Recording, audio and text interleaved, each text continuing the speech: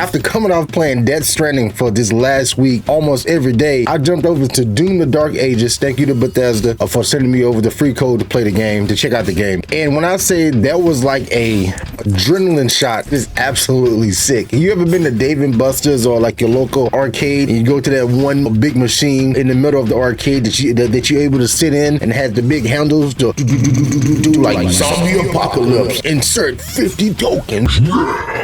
That is exactly how Doom feels. Now, I played Doom Eternal here on the channel about a year or two ago. That was actually my first time playing a Doom game in a very long time. Of course, that one had the mid-garden and the music, and it was absolutely insane. But that one for me was had a little bit too much going on, and I get motion sick easy. I know a lot of you are probably just like me. Even if I widen the FOV, but with all the particles, that one had you jumping and switching. I wasn't too crazy about it after my initial few hours, but this one is right down to my speed. It's a lot more down to earth, even though you have a freaking Captain America shield with blade saws around it that you throw and comes back to you. That just happened to be on the ground, by the way. I didn't plan it, but it worked out perfectly. Anyway, so you got that, you got a shotgun. I mean, it is full tilt. Now, I played this on a PS5 Pro, 4K, 100, well, probably well over 60 FPS. Performance was fantastic. The story, I mean, listen, God bless you. If you playing Doom for the lore and the story, then hey, you're definitely very, very, very different. But for me, I'm there to kill monsters in the most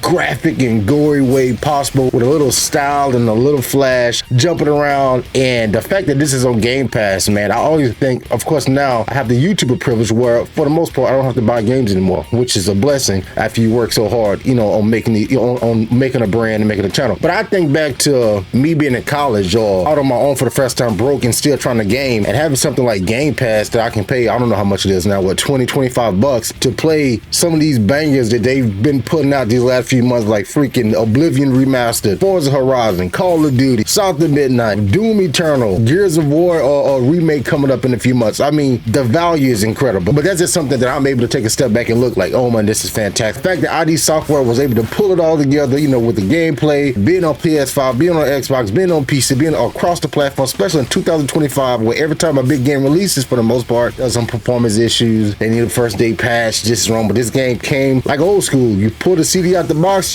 you install it, even though that is an issue where they didn't have physical editions, they just had the digital download like they're doing on Nintendo Switch 2. Another conversation for another day. But as for the gameplay and the way the game is, I extremely recommend it. Minus the music, this is an absolute banger. The Slayer has entered the facility, rip and fucking short.